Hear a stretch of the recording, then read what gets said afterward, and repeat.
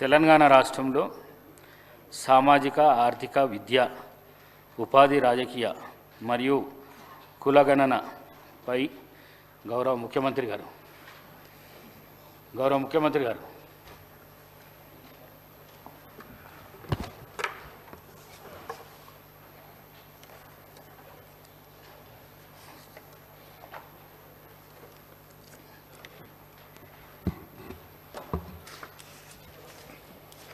ధన్యవాదాలు అధ్యక్ష.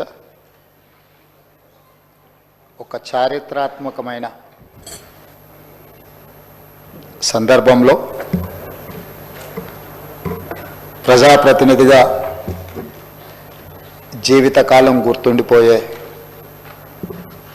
ప్రభుత్వ విధానాన్ని సభలో ప్రకటన చేయడానికి తమరు అవకాశం ఇచ్చినందుకు మనస్ఫూర్తిగా తమరికి కృతజ్ఞతలు, ధన్యవాదాలు తెలియజేస్తున్నా అధ్యక్ష.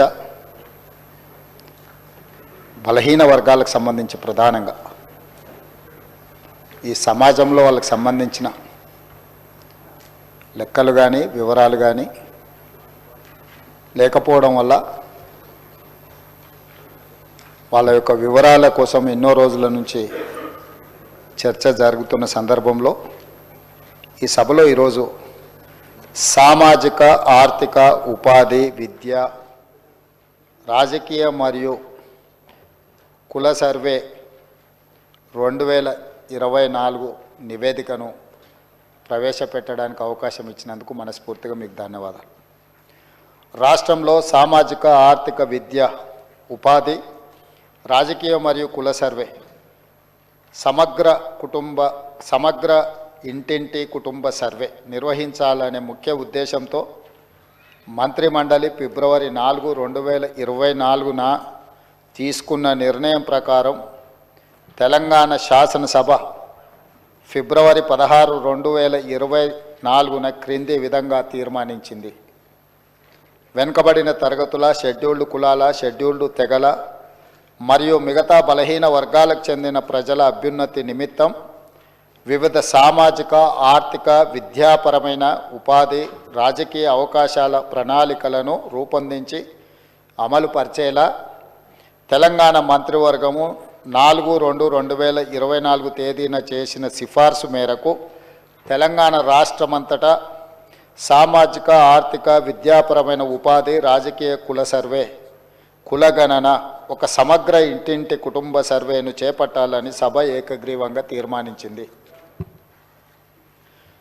ప్రభుత్వం జాగ్రత్తగా పరిశీలించిన తర్వాత రాష్ట్రంలోని వెనుకబడిన తరగతులు, షెడ్యూల్డ్ కులాలు, షెడ్యూల్డ్ తరగతుల ప్రజలు రాష్ట్రంలోని ఇతర బలహీన వర్గాల స్థితిగతులను మెరుగుపరచడానికి వివిధ సామాజిక ఆర్థిక విద్యాపరమైన ఉపాధి రాజకీయ అవకాశాల కోసం ప్రణాళికను రూపొందించి అమలుపరచడం కోసం తెలంగాణ రాష్ట్రమంతటా సామాజిక ఆర్థిక విద్యా ఉపాధి రాజకీయ మరియు కుల సర్వే చేపట్టడం కోసం 10/10/2024 తేదీన GOMS నంబర్ 18ని జారీ చేసింది.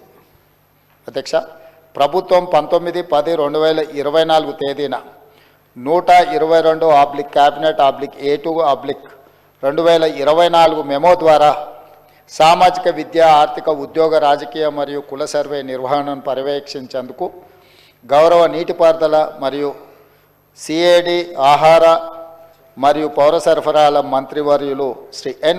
ఉత్తమ్ కుమార్ రెడ్డి గారి అధ్యక్షతన కమిటీ ఏర్పాటు చేసింది. సర్వే నిర్వహించేందుకు ప్రణాళిక శాఖ నోడల్ విభాగంగా నియమించబడింది. సర్వే విధి విధానాలను అవగాహన చేసుకునేందుకు మరియు ఉత్తమ విధానాలను అవగాహన చేసుకునేందుకు ఇతర రాష్ట్రాలైన కర్ణాటక మరియు బీహార్లలో జరిగిన వివిధ సర్వేలను క్షుణ్ణంగా అధ్యయనం చేయడం జరిగింది.